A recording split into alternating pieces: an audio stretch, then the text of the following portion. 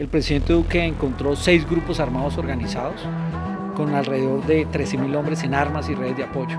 Eran las disidencias de la FARC, el ELN, el Clan del Golfo, los Pelusos, los Puntilleros y los Caparros. Hoy le entregamos al país 3 grupos de esos desmantelados. Ministro Diego Molano Aponte, ministro de Defensa de Colombia, gracias por aceptar este diálogo, por hacer este examen final con RCN Mundo. Bienvenido. Muchas gracias a ustedes por la invitación y por permitirnos estar hoy acá. Ministro, vamos a hablar un poco de lo que fue su gestión en la cartera de defensa, una gestión que empezó en el año 2021. Lamentablemente, y sea esta la oportunidad para recordar también al ministro de Defensa, Carlos Holmes Trujillo, donde usted entra, lo reemplaza, y bueno, a partir de ahí empieza usted a marcar su gestión. ¿Qué le queda? ¿Cuáles son esos logros en el sector defensa que usted quisiera rescatar? Y le digo, tenemos en la memoria hoy al ministro Carlos Holmes Trujillo.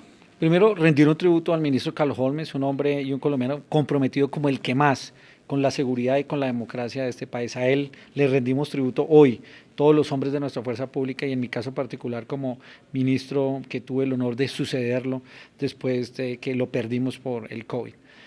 ¿Qué logros se alcanzaron a lo largo de estos 4 años? Porque el presidente Duque tuvo una sola política de defensa y los resultados son la construcción de todos los trabajos que se desarrollaron por parte de todos los ministros. 5 logros importantes. Combatimos y protegimos a Colombia contra esos símbolos del mal. El presidente Duque encontró 6 grupos armados organizados con alrededor de 13.000 hombres en armas y redes de apoyo. Eran las disidencias de la FARC, el ELN, el Clan del Golfo, los Pelusos, los Puntilleros y los Caparros. Hoy le entregamos al país 3 grupos de esos desmantelados.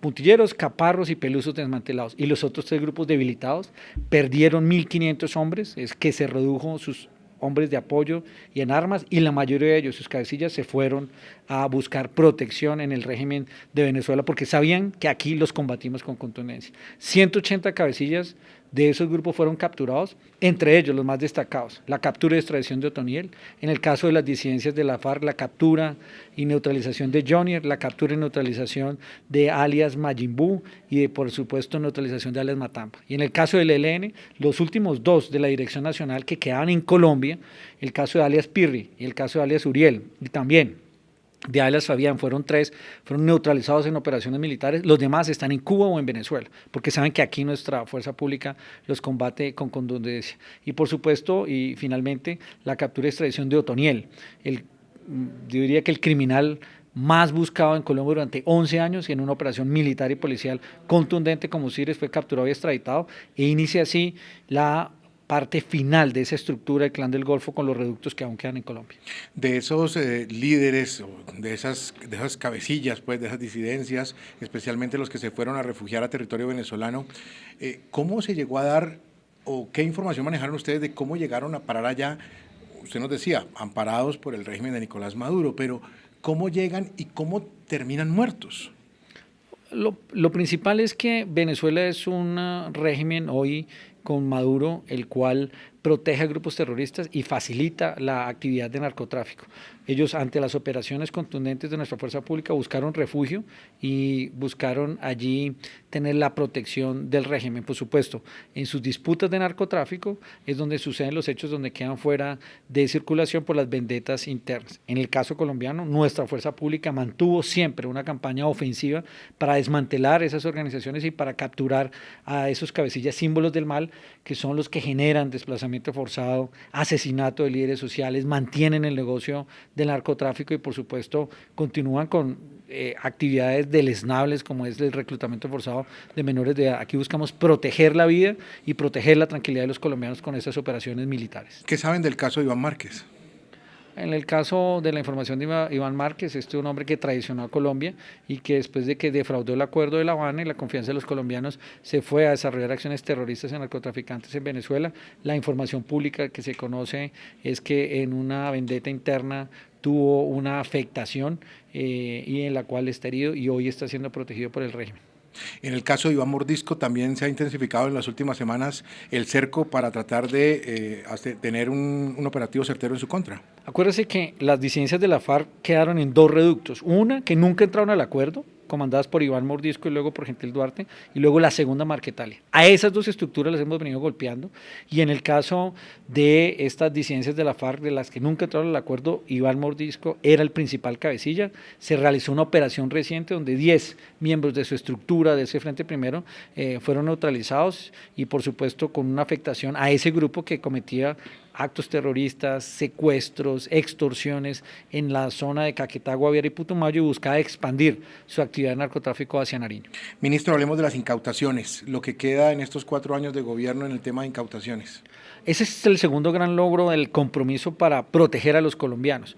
Más de 398.000 hectáreas erradicadas en total en los 4 años, una reducción en el último año de los hectáreas de cultivos ilícitos que habían bajado de 153.000 a 143.000, aproximadamente a lo largo de estos años 2.300 toneladas de cocaína incautadas y cerca de 2.500 laboratorios destruidos en su totalidad solo en los últimos 2 años, para un acumulado de casi 7.000 en el cuatrenio del presidente Duque. Seguimos combatiendo con toda contundencia el narcotráfico, que es la fuente que alimenta la violencia y que le permite a estos grupos mantener su actividad criminal. Tengo que preguntarle por el tema del glifosato. El gobierno del presidente electo Gustavo Petro dice que no va a utilizar el glifosato, que no va a fumigar, que no va a atacar los cultivos de uso ilícito con glifosato. ¿Qué opina al respecto? Cada gobierno toma las decisiones respecto a su propia política. En el caso del gobierno del presidente Duque, todo el tiempo buscamos enfocarnos en todos los mecanismos necesarios y útiles para poder disminuir el narcotráfico. Se hizo erradicación voluntaria con el programa PENIS, 100.000 familias que son pagadas para ello. Se hizo erradicación manual forzosa con policías, con soldados y con campesinos, casi 398.000 hectáreas, y se mantuvo la posibilidad de la aspersión. Desafortunadamente ya tenemos lista la aspersión por precisión, pero varias decisiones judiciales pararon ese proceso, lo cual afecta la dinámica de erradicación de esos cultivos ilícitos, pero se mantuvo la voluntad política para reducirlos y por supuesto seguir combatiendo los otros eslabones de la cadena del narcotráfico. Ministro, momentos duros, y recuerdo particularmente todos los que usted enfrentó con el Congreso en el tema de las mociones de censura. ¿Qué recuerda de esos momentos duros hoy, ya cuando está de salida? Pues yo creo que las mociones de censura es un procedimiento que utiliza el Congreso para validar o no una política pública, y afortunadamente de las 3 mociones de censura, de todas salimos victoriosos e airosos. Eso significa una confianza que los colombianos, a través de sus representantes a la Cámara y senadores, depositaron en el Ministerio de Defensa y en la Fuerza Pública en la validez de sus operaciones. Son momentos duros porque fue en pleno bloqueo y paro donde se hizo un debate de la actuación de la policía, y quedó evidenciado que nuestra policía siempre actúa con estricto apego a la ley y a los derechos humanos, y por el contrario lo que hizo fue estar del lado de los colombianos para desbloquear a Colombia y para controlar ese vandalismo que tanta violencia y tanto daño había generado, coartando derechos y libertades de muchos colombianos con el bloqueo, o por la violencia generada con la destrucción de CAIS, con la destrucción de sistemas de transporte público. Y de ninguna manera, como se quiso evidenciar allá, íbamos en contra de la manifestación pacífica. En Colombia, entre el 28 de abril del año pasado y el 1 de julio se dieron más de 15.000 manifestaciones pacíficas, todas ellas protegidas por nuestra policía, pero en 1.700 oportunidades tuvo que intervenir el ESMAD para restaurar el orden y la convivencia cuando aquellos violentos que actúan en contra de la Constitución y la ley, en este caso algunos denominados de la primera línea, quisieron afectar la vida y los derechos de los demás. 180 miembros de esos de la primera línea que cometieron un delito o actuaron en contra de la Constitución y la ley, hoy están ya judicializados. Ministro, en las últimas semanas también el Tribunal Administrativo de Cundinamarca anuló el tema del nombramiento suyo. Me imagino que ese litigio jurídico va a continuar. Este es un procedimiento que el tribunal establece por la ley de cuotas relacionado con el número de hombres y mujeres pertenecientes al gabinete.